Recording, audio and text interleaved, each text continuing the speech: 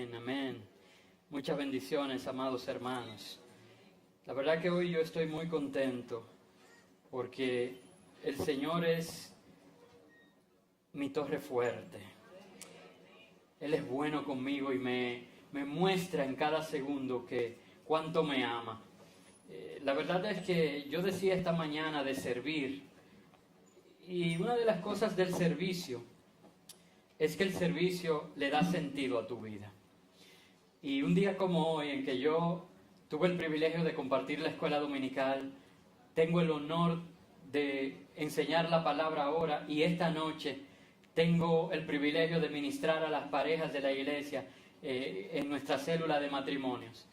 Me muestran de verdad de que Dios tiene un lugar para mí. Y si Dios me ha tenido por fiel para llamarme a servirle, entonces yo solamente con gozo tengo que hacer y cumplir el propósito para el que Él me ha llamado. Así que estoy muy agradecido del Señor, y como había anunciado, así como voy a estar compartiendo la escuela dominical todos los domingos de este mes de octubre, aproximadamente todos, con la serie de Yo soy miembro de la iglesia, los motivo para que inviten a más personas a que compartan con nosotros. De igual manera, no voy a predicar todos los domingos de octubre, pero casi todos. Y voy a llevar una serie también, ya que el 31 de octubre se cumplen 500 años de la Reforma Protestante. Hace unas semanas aquí se compartió un mensaje histórico profundo acerca de la Reforma, ¿verdad? Y hoy yo voy a hablar un poco de eso también, pero realmente voy a aprovechar esto para hablar de 5 solas de la Reforma Protestante. Pienso distribuirlo dependiendo de la cantidad de domingos que yo vaya a predicar. Un día predicaré de una sola, otro día predicaré de 2, pero al finalizar el mes quiero haber tratado las 5 solas de la Reforma Protestante. Y ya en unos minutos ustedes van a conocer de qué se trata. Así que les pido que oren por mí. Es un mes en el que voy a estar con 2 partes de enseñanza muy fuerte de nuestro servicio, y es un privilegio y un honor, y pedir que el Espíritu Santo esté en mí para lo que salga de mí sea dirigido por Él y lo enriquezca a usted. ¿Me promete que va a orar? Que así sea. Bueno, pues vamos a la palabra de Dios. Gracias, hermana, por decir siempre, que siempre ora por mí. 5 solas de la Reforma Protestante. Lo que comenzó con una simple protesta de parte de Martín Lutero en contra de una serie de prácticas religiosas de la Iglesia Universal, de la Iglesia de Roma, culminó siendo un movimiento transformador de la Iglesia y de toda la sociedad. Este movimiento, que todavía al día de hoy se le conoce como la Reforma Protestante, se expandió desde ese día, 31 de octubre de 1517, hace 500 años, hasta como 200 años más, cruzando incluso los océanos y llegándonos, ¿verdad?, a toda América. Y se convirtieron en la base de lo que es la teología protestante, vamos a llamarlo así, de lo que nosotros hoy todavía usamos como fundamento de lo que creemos. Ya sabemos que Lutero clavó sus 95 tesis en la puerta de la Catedral de Wittenberg, en Alemania, el 31 de octubre de 1517. Las quejas principales de esas tesis era la venta de las indulgencias, con las cuales se utilizó ese dinero para pagar y construir algunas de las basílicas, por ejemplo, la Basílica de San Pedro, la muy conocida Basílica de San Pedro, que hoy tanto se visita. Sin embargo, y no sé si el término indulgencia le parece conocido, pero no era más que pagar por el perdón de tus pecados. Tú presentabas un pecado, depositabas un pago y tus pecados eran perdonados. Y díganme ustedes si eso les parece bíblico. Entonces, estas tesis de Lutero, que tenían eso como principal, ¿verdad?, piedra, motivo, razón, motivación, como usted quiera llamarle, se convirtió en todo un movimiento que culminó revisando no solo la venta de las indulgencias, sino también toda la teología que la Iglesia de Roma practicaba y enseñaba. Para que usted vea que de todos los periodos oscuros y negativos, Dios siempre saca algo positivo, porque al final Él quiere bendecirnos.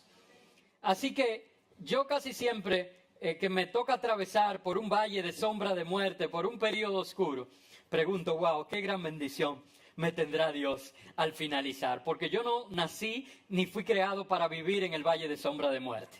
Si estoy pasando por él, estoy pasando. Llegará el momento entonces donde el Señor me entregará la bendición que tiene para mí. Y fue este análisis y esta revisión de esa teología que permitió establecer las bases de lo que fuera el fundamento firme sobre el que se construiría la reforma protestante.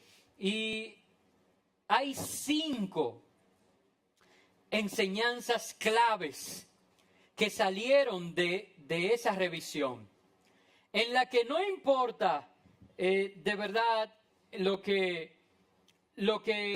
usted pueda pensar en algunos temas triviales, son temas fundamentales en los que podemos usted y yo estar de acuerdo.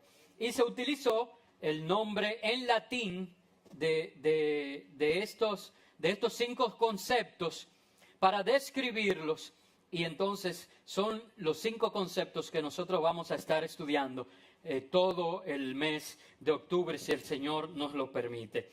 La primera de ellas, y se llaman solas, porque en latín sola significa solamente, solo, ¿verdad? Entonces, la primera de estas es sola escritura. Sola escritura, que es que solo la palabra de Dios, solo las sagradas escrituras. Ellas hablan de que la palabra de Dios es la máxima autoridad en materia de fe y de práctica.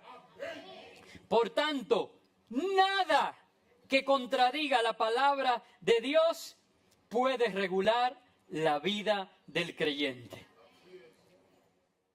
Nada que contradiga la palabra de Dios puede ser la guía que regula la vida del creyente. La segunda sola es solus Christus, que es solamente Cristo. La salvación se encuentra solo en Cristo, excluyendo así todo otro camino para llegar a Dios. Mi padre, antes de ser cristiano, recuerdo que siempre le movió a adorar a Dios, escuchar un corito que nosotros cantábamos aquí en la iglesia, cuando llegamos a la iglesia, que decía, solamente en Cristo, solamente en Él, la salvación se encuentra en Él, no hay otro nombre dado a los hombres, solamente en Cristo, solamente en Él. Y siempre que él escuchaba esa canción, aun cuando estuvo enfermo, de verdad levantaba sus manos a los cielos y adoraba a Dios. Y qué buen momento mientras enseño esto para recordarlo, ¿verdad? Y pensar que eso lo usó Dios para que él encontrara salvación y hoy esté en su presencia, disfrutando de la vida eterna que nosotros, su familia que llegamos primero, todavía anhelamos y ya la está disfrutando. Hay una tercera sola, que es sola gracia, solo gracia. La salvación es un don de Dios. Por tanto, es algo que el pecador, léase usted y yo, es algo que el pecador recibe de forma inmerecida, basada en méritos. Pero ¿saben los méritos de quién? En los méritos de Cristo alcanzados durante su vida, su muerte y su resurrección. Hay una cuarta sola que vamos a estar estudiando. Es sola fide, que es solo la fe. La salvación solo puede ser recibida cuando ponemos nuestra fe en aquel que murió por nosotros, excluyendo toda posibilidad de que nuestras obras puedan contribuir a esa salvación. Nosotros debemos mostrar nuestra fe por las obras, pero nuestra salvación no fue ganada por obras, sino por gracia, para que nadie se gloríe. Y por último, entonces todo eso nos lleva a la última, que es soli Deo gloria, que quiere decir solo de Dios es la gloria. El propósito de la salvación que usted y yo hemos recibido, si no lo sabía, es que glorifiquemos a Dios. Es glorificar a Dios, poner de manifiesto las excelencias o virtudes de su carácter. Sumamente interesante, hermanos, y son términos y conceptos que nosotros como creyentes tenemos que estar dispuestos a mostrar a otros, porque ellos son el cimiento de nuestra fe. Y estas frases usted las puede de verdad repetir, recordar como el corazón de la teología reformada. Y resumen verdades no negociables del Evangelio. Nosotros podemos, mire, yo puedo sentarme con mis hermanos pentecostales y decir, está bien, que no usen pantalones las mujeres, vamos a falda todito, hasta los hombres, no importa, esto sí, dejémonos los moños malos, total, bien. Yo puedo sentarme con mis hermanos bautistas y decir, mira, está bien, no, mira, pero hay verdades fundamentales que no se negocian con nadie. Y estas 5 son verdades innegociables y que nosotros podemos conocer para transferir y poder bendecir a otros a través de ella. La fortaleza de una iglesia, escúcheme bien, depende de las verdades que la sustentan. Por eso para mí es tan importante tratar el tema que vamos a tratar en la escuela dominical sobre ser miembro de una iglesia, al mismo tiempo que voy a estar tratando en el tiempo de la predicación acerca de estas 5 verdades, de estas 5 solas que he venido introduciendo en esta mañana. Por eso, para que tengamos un sustento fuerte, para que tengamos una base sobre la cual construir una gran iglesia, que podamos proclamar de una manera a otros que garantice que sean pasadas estas verdades de generación en generación. Por eso es importante que estudiemos esto, para que nuestros hijos también puedan transferir a sus hijos hasta que Cristo venga estas grandes verdades. Y quiero compartirles para que ustedes entiendan el peso de esta verdad en el corazón de un hombre. Y escuché una conferencia magistral de la Sociedad Bíblica Dominicana, fue impartida por el pastor Otto Sánchez, como parte de las actividades del mes de la Biblia, y él hizo una anécdota de la vida de Martín Lutero que yo quiero compartir con la iglesia hoy. Es acerca de la llamada dieta de Worms, que fue celebrada en Wormser, en Habsburgo, en Alemania. Lo que pasa es que en alemán se dice Wormsers Reichstag, y por eso se llama la dieta de Worms. Pero no fue, y no importa, ahorita no se queden, ¿cómo fue que el pastor dijo que se dijo? Porque mi alemán es muy malo, usted sabe. Sí. En Alemania yo solamente dije salchicha, porque para no morirme del hambre, tú sabes. ¿Cómo era, Abril, que se llamaban las salchichas? Krakauer. Esa fue la única palabrita que yo me aprendí. Krakauer, para no pasar hambre.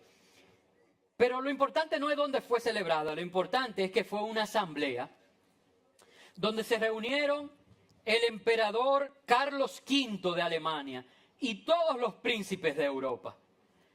Y en esa asamblea lo que se le pidió a Martín Lutero fue que él se echara hacia detrás, que él se retractara, que él echara por el suelo todo lo que había clavado en las puertas de aquella catedral y que él reconociera que eran suyas esas 95 tesis y que él se retractaba de todo lo que había dicho.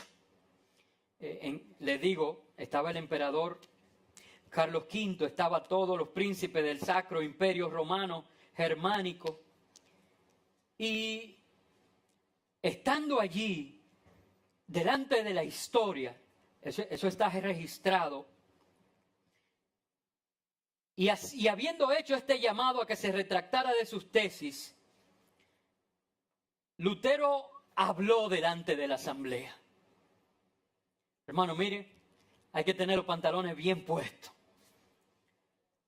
Con todo ese emperador, con el emperador y con todos esos príncipes en aquel lugar. Pero en vez de negar sus tesis, defendió con energía su actitud protestante. Y al comparecer ante la Dieta de Worms, Lutero hizo varias declaraciones en su defensa que luego se convertirían en frases célebres.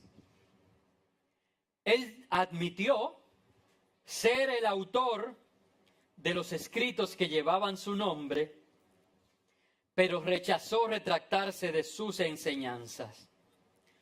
Sostuvo que no podría hacerlo sin estar convencido que debía hacerlo, y argumentó lo siguiente. Quiero leerlo textualmente para que ustedes vean la clase de hombre que Dios usó para restaurar el orden en la iglesia. Miren las palabras de Lutero delante de toda esta asamblea. A menos que no esté convencido mediante el testimonio de las Escrituras o por razones evidentes, ya que no confío en el Papa ni en su concilio, debido a que ellos han errado continuamente y se han contradicho, me mantengo firme en las Escrituras, a las que he adoptado como mi guía. Mi conciencia es prisionera de la palabra de Dios y no puedo ni quiero revocar nada, reconociendo que no es seguro o correcto actuar contra la conciencia. Que Dios me ayude. Amén.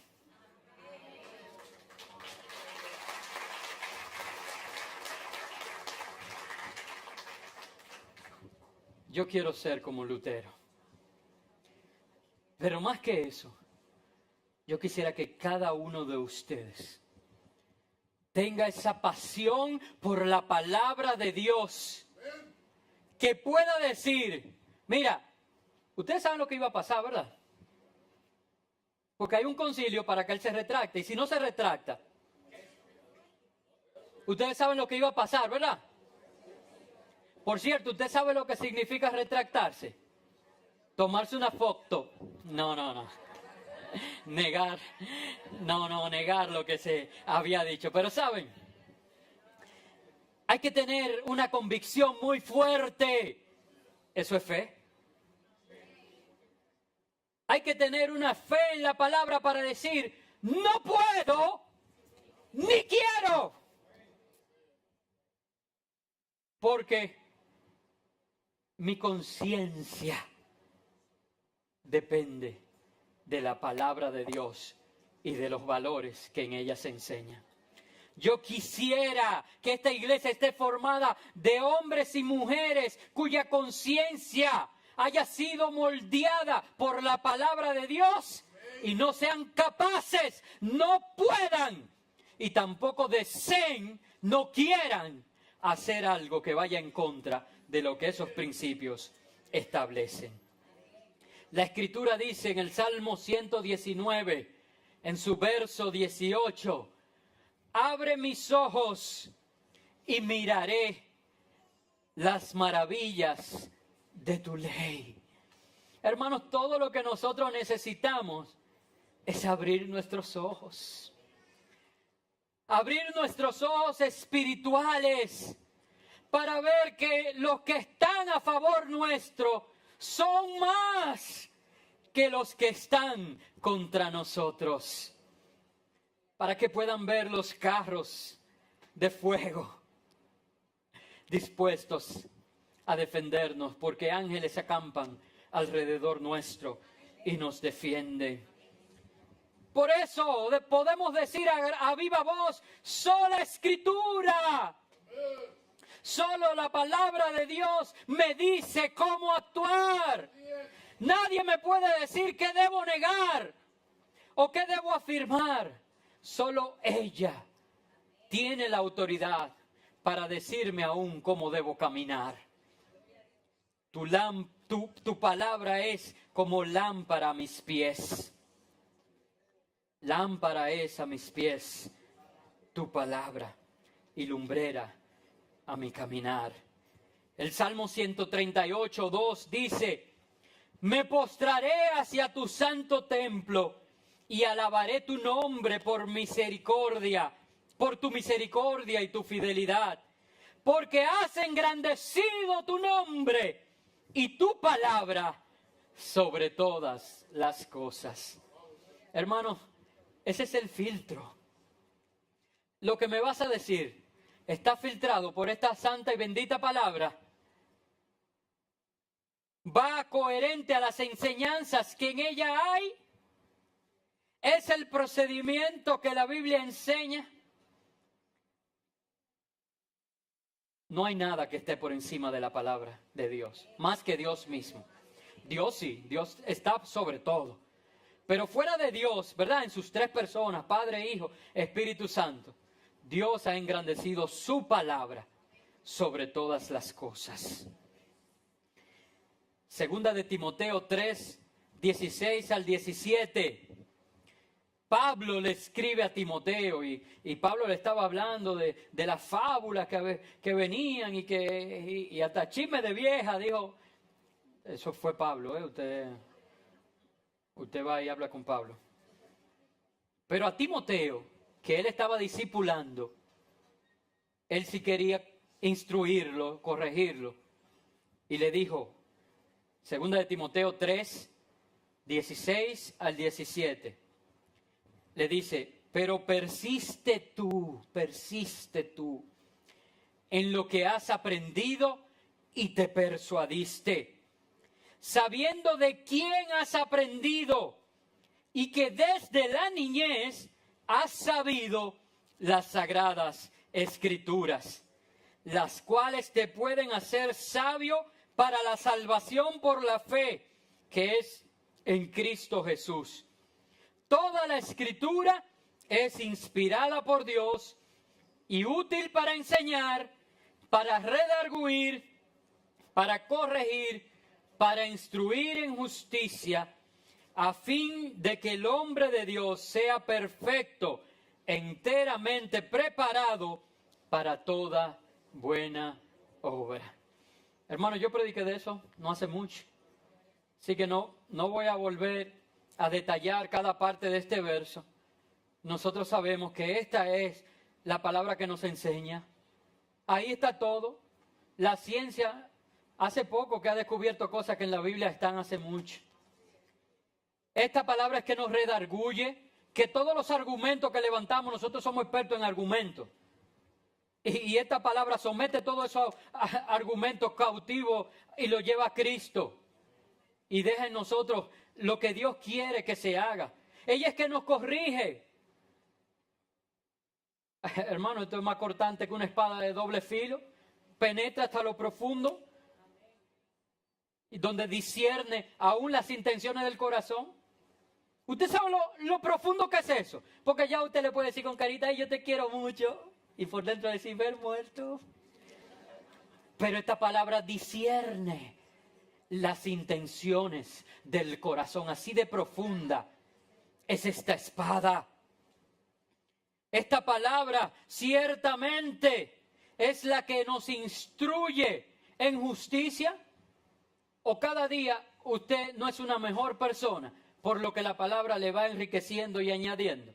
¿Cómo aprendió usted a amar a Dios? ¿Cómo aprendió usted a diezmar? ¿Cómo aprendió usted a ofrendar? ¿Cómo aprendió usted a servir? ¿Cómo aprendió usted a orar? ¿Cómo aprendió a adorar? Todo eso yo lo aprendí con la palabra. Todo eso lo aprendí a través de la palabra. Este lema de solo la Escritura define la función de las Escrituras como única autoridad sobre la Iglesia.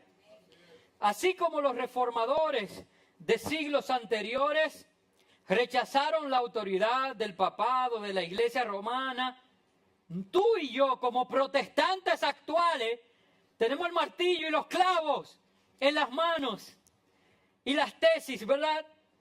Como protestantes actuales tenemos que rechazar toda autoridad que no sea centrada en las Escrituras.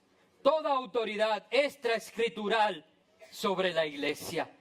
Cualquier autoridad, organización, experiencia, liderazgo, motivo o práctica dentro de la Iglesia debe estar sujeta al lema de solo la Escritura. El predicar fielmente, y yo le doy gracias a Dios por esta iglesia, el predicar fielmente y el escuchar atentamente. Porque si supieran, dentro de nuestra logística, hay uno predicando, pero hay 250 aquí presentes, escuchando atentamente, más todo lo que nos siguen. Quiere decir que no es solo el predicar fielmente, sino también el escuchar atentamente la palabra de Dios. Tiene que volver a ser un acto central en la adoración cristiana. Ustedes saben que ahora hay iglesias, y no quiero entrar de verdad en estar señalando estas cosas. La iglesia es la novia de Cristo, pero tenemos que nosotros mismos examinarnos. Pero hay iglesias donde se canta 1 hora y se tiene que predicar 20 minutos porque no puede ser muy largo el sermón. No. El mensaje es la parte central de nuestros servicios. Porque es a través de ese mensaje que conocemos la palabra para poder adorar a Dios en libertad. Porque usted sabe que fácilmente queriendo adorar a Dios, podemos nosotros caer en pecado de idolatría si no sabemos cómo la Biblia nos manda a adorar. La Biblia dice que Dios anda buscando adoradores. ¿Cómo son esos adoradores que Él anda buscando? Que en espíritu y en verdad le adoren. ¿Y cómo usted sabe eso? Porque lo leyó en la palabra, porque lo aprendió a través de la palabra. Así que necesitamos que sea el centro de nuestros servicios una vez más. Que la enseñanza bíblica y la aplicación de esta sea una práctica común en nuestras iglesias. Porque son un factor indispensable para la santidad, la piedad, la salud, el cuidado y la disciplina de la iglesia. La Escritura solamente, sola Escritura es la regla inerrante de la vida de la iglesia. Ciertamente es lo que le da vida a lo que hacemos. Y lamentablemente la iglesia de hoy en día, en sentido general, le ha quitado a las Escrituras su función de autoridad. Con mucha frecuencia la iglesia se está llevando por la cultura y no llevándose por lo que la palabra de Dios establece. Iglesia, te animo hoy. Comparto esta advertencia contigo. para que en lugar de adaptar la fe cristiana para satisfacer las necesidades que sienten los consumidores, proclamemos como una ley de vida, como una doctrina de vida, de verdad, de virtud, el evangelio sencillo, el evangelio claro, el evangelio cierto, el evangelio que salvifica. La Biblia, por consiguiente, debe ser enseñada y predicada en la iglesia. Los sermones deben de ser exposiciones de la Biblia y sus enseñanzas no pueden ser expresiones de la cultura, sino de la verdad que Dios nos ha hablado. Y quiero compartir este pasaje que está en Gálatas 1, en los versos del 6 al 10. Quiero que me acompañe, por favor. Porque hago esta advertencia sabiendo que hoy en día esto es una realidad. Y sabiendo que desde el inicio de la iglesia, Pablo ya tuvo que corregirle eso a los Gálatas. Y eso, mi mamá me enseñó que mal de mucho consuelo de tonto. Pero por lo menos no me hace sentir como el malo de la película. Sino que yo sé que es un proceso y que su palabra me va a enseñar para yo poder llegar hasta donde Él quiere que yo llegue. Pero en Gálatas 1, 6 al 10, Pablo le escribe a esta iglesia y dice: estoy maravillado de que tan pronto os hayáis alejado del que os llamó por la gracia de Cristo. De verdad hay gente que hasta maravillan a uno de lo fácil que se alejan de la verdad, para seguir un evangelio diferente. No que haya otro, sino que hay algunos que os perturban y quieren pervertir el evangelio de Cristo. Mas si aún nosotros o un ángel del cielo os anunciare otro evangelio diferente del que os hemos anunciado, sea anatema. Como antes hemos dicho, también ahora lo repito: si alguno os predica diferente evangelio del que habéis recibido, sea anatema. Pues, y es una pregunta que debemos hacernos, ¿busco ahora el favor de los hombres o el de Dios? ¿O trato de agradar a los hombres? Pues si todavía agradara a los hombres, no sería siervo de Cristo. Hermanos, ¿cuánta gente hoy en día le falla a Dios por estar bien con los hombres? Voy más allá, con dolor debo decir, ¿cuánta gente dentro de la iglesia prefiere agradar a los hombres antes que a Dios? La Biblia nos enseña que nosotros debemos buscar agradar a Dios en todo tiempo. La Biblia nos enseña que es a través de esta relación con Dios y su palabra que podemos en Él tener una vida de abundancia, vida eterna. Y para mí es muy difícil hablar de un tema como este, solo la Escritura,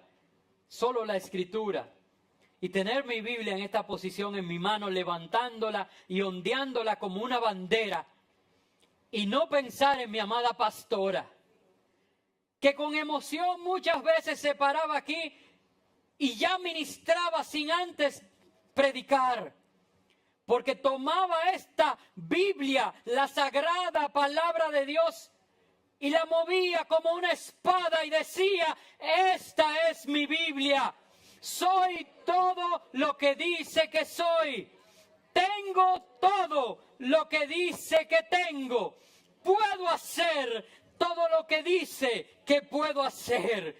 Hoy recibiré la palabra de Dios. Confieso que mi mente está alerta y mi corazón está receptivo. Nunca más seré igual. Estoy a punto de recibir la incorruptible, indestructible, siempre viva semilla de la palabra de Dios. Nunca más seré igual. En el nombre de Jesús. Amén. Y es como una espada. Y el enemigo ni cerca ya puede mantenerse. Esta es mi Biblia. Y ella es lo que dice quién yo soy. Cuando el diablo quiere venir a traer mentiras a mi vida de quién yo soy, yo le creo a esta Biblia que dice que estando yo muerto en mis pecados, Cristo murió por mí y que ahora las cosas viejas pasaron y aquí todas son hechas nuevas.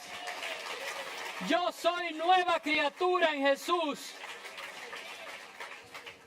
Y una cosa hago, me olvido de lo que está detrás. Y hay gente que quiere insistir en el pasado, insistir en el pasado. Yo me olvido del pasado y me extiendo hacia lo que está delante. Ahora, cuidado en qué pones tu mirada, qué está delante de ti, porque delante de mí está el premio del supremo llamamiento que es en Cristo Jesús. Hay dos caminos, hay uno grande y espacioso, pero su fin es un fin de muerte. Ahora hay un caminito que es estrecho, que es angosto, pero su fin es vida y vida eterna. Tú decides, ¿miramos para atrás o miramos hacia adelante? Yo me extiendo hacia lo que está delante.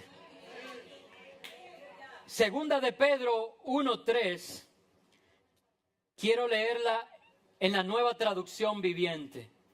Por favor, dispénseme eso, porque siento que se entiende de una manera tan clara.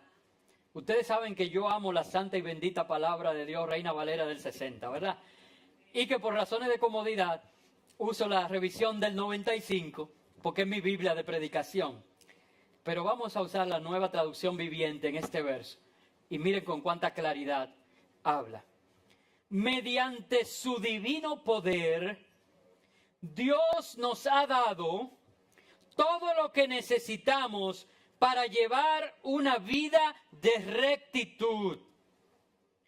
Todo esto lo recibimos al llegar a conocer a aquel que nos llamó por medio de su maravillosa gloria y excelencia. ¿Usted sabe quién es ese aquel? Es Cristo Jesús.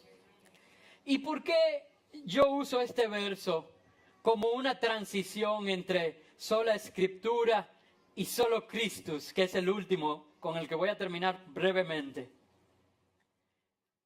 ¿Por qué yo hago y uso este verso como una transición? Porque entendiendo que ese aquel que es Jesús, que fue quien nos dio todo lo que necesitamos para poder vivir una vida de rectitud mediante el conocimiento de Él. Es decir, yo antes vivía una vida loca, pero ahora lo conozco a Él y Él me da todas las herramientas para que yo pueda andar en rectitud. Ese Cristo es tanto el solus Christus como la sola Escritura, porque ese Cristo es la palabra misma de Dios. Vamos a ver cómo lo dice Juan en el capítulo 1, versos del 1 al 5. Y miren esta descripción de Jesucristo que da Juan, que refuerza este concepto que yo acabo de emitir. Dice, en el principio la palabra ya existía. Y yo quiero saber si habían Biblias en el principio. No había Biblia, pero la palabra ya existía. Y entonces, ¿se contradice la Biblia? La palabra estaba con Dios. Y la palabra era Dios. El que es la palabra, espérate, no es una cosa, es un alguien. Miren, una E mayúscula. El que es la palabra existía en el principio con Dios. Dios creó todas las cosas por medio de Él. Y nada fue creado sin Él. La palabra le dio vida a todo lo creado. Él es el autor de la vida. Y su vida trajo luz a todos. La luz brilla en la oscuridad y la oscuridad jamás podrá apagarla. Alabado sea el Señor. Eso nos lleva a la segunda sola. Y con esto termino. Solus Christus. Solamente Cristo. Hechos 4:12 dice, de hecho, en ningún otro hay salvación, porque no hay bajo el cielo otro nombre dado a los hombres mediante el cual podamos ser salvos. Ese verso es corto y ya yo terminé. ¿Me dejan repetirlo una vez más? ¿Me permiten eso? ¿Qué tal si nos ponemos de pie y lo leemos de pie? Porque solamente en Cristo hay salvación para ti y para mí. Así como solo la Escritura tiene autoridad sobre nuestra vida, solamente en Cristo hay salvación. Dice Hechos 4:12. De hecho, en ningún otro hay salvación, porque no hay bajo el cielo otro nombre dado a los hombres mediante el cual podamos ser salvos. A ese Cristo te presento. A ese Cristo le servimos. Al Cristo que presentan las Sagradas Escrituras. Al Cristo que está vivo hoy. A ese Cristo vamos a adorar ahora. Los chicos nos van a dirigir en una alabanza, en una adoración. Y yo quiero que tú te concentres en lo que la palabra de Dios te ha hablado hoy y en el Cristo que es la palabra y en quien tú has creído y a través de quien has encontrado salvación. Ese Cristo está aquí hoy y merece nuestra adoración.